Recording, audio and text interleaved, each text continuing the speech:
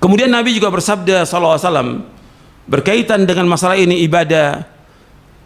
Nabi bersabda, Allah Subhanahu wa taala berfirman, kalau hadis yang seperti namanya hadis qudsi. Allah berfirman, ya bani Adam, tafarraq li ibadati amla sadraka ginan wa asudda faqraq wa illam taf'al mala'tu yadayka syugla wa lam asudda faqraq. Hadis ini sahih, diriwayatkan oleh Imam Ahmad, Tirmidzi, Ibnu Majah dan yang lainnya. Allah berfirman, Nabi bersabda SAW, wahai anak Adam, luangkan waktumu sepenuhnya untuk ibadah kepadaku. Aku akan penuhi dadamu dengan kecukupan dan aku akan tutup kefakiranmu. Kalau engkau tidak lakukan, sibuk dengan dunia, sibuk dengan cari maisha, ditinggalkan ibadah kepada Allah, mala'tu yadaika syugla, aku akan penuhi kedua tanganmu dengan kesibukan. Dalam riwayat yang lain disebutkan mala'tu sadraka syugla, aku sibukkan dadamu dengan berbagai macam kesibukan. Walam asudda faqraq, dan aku tidak akan tutup kefakiranmu. Tetap susah, tetap miskin, tetap fakir selama-lamanya. Tapi ketika orang itu ibadah, meskipun dia miskin, meskipun dia fakir, tapi rezeki yang diberikan Allah barokah. Banyak orang-orang kaya yang jutawan atau miliarder segala macam, tapi nggak ada keberkahan hartanya dia. Tapi ketika kita ibadah kepada Allah, rezeki itu diberikan keberkahan. Berkah untuk kita, berkah untuk istri kita, berkah buat orang tua kita, berkah buat anak cucu kita. Dan sudah terbukti.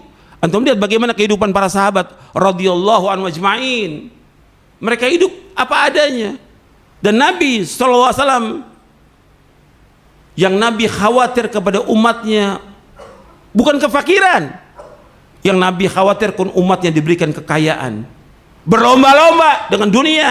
Itu yang Nabi khawatir, seperti yang disebutkan dalam hadis yang sahih yang diriwayatkan oleh Imam Bukhari dan Muslim. Nabi bersabda SAW, mal faqra akhsha alaikum walakin akhsha an tubsata dunya alaikum kama busitat ala man kana qablakum fatanafasuha kama tanafasuha fatuhlikakum kama ahlakathum.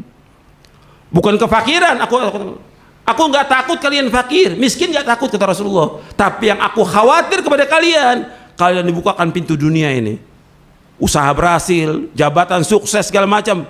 Kalian kejar-kejaran masalah dunia, kemudian dunia itu membinasakan kalian sebagaimana membinasakan orang-orang sebelum kalian.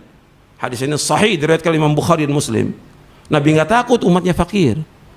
Bukan nggak boleh orang Islam kaya, boleh. Tapi kekayaan harus digunakan untuk ibadah kepada Allah. Maka yang selanjutnya, poin yang selanjutnya, bahwa Allah memberikan rezeki kepada kita untuk menegakkan ibadah kepada Allah. Itu prinsip dalam hidup kita. Allah berikan rezeki kepada kita untuk menegakkan ibadah. Kita diberikan rezeki yang banyak, kita gunakan buat ibadah haji. Kita diberikan rezeki yang banyak untuk ibadah umrah. Kita diberikan rezeki oleh Allah untuk memberikan nafkah kepada orang tua kita yang miskin, memberikan nafkah kepada istri, kepada anak, memberikan nafkah kepada orang-orang yang susah, sedekah kepada orang miskin. Diberikan rezeki untuk menegakkan ibadah kepada Allah. Dan itu yang dilakukan oleh para salafus saleh. Antum melihat khulafaur rasyidin seperti Abu Bakar As-Siddiq radhiyallahu, hartanya untuk seluruhnya untuk Allah dan Rasulnya. Sampai Nabi mengatakan, mana fati malun qat illa mala Abu Bakar. Enggak ada satupun harta yang bermanfaat bagiku kata Rasulullah kecuali hartanya Abu Bakar.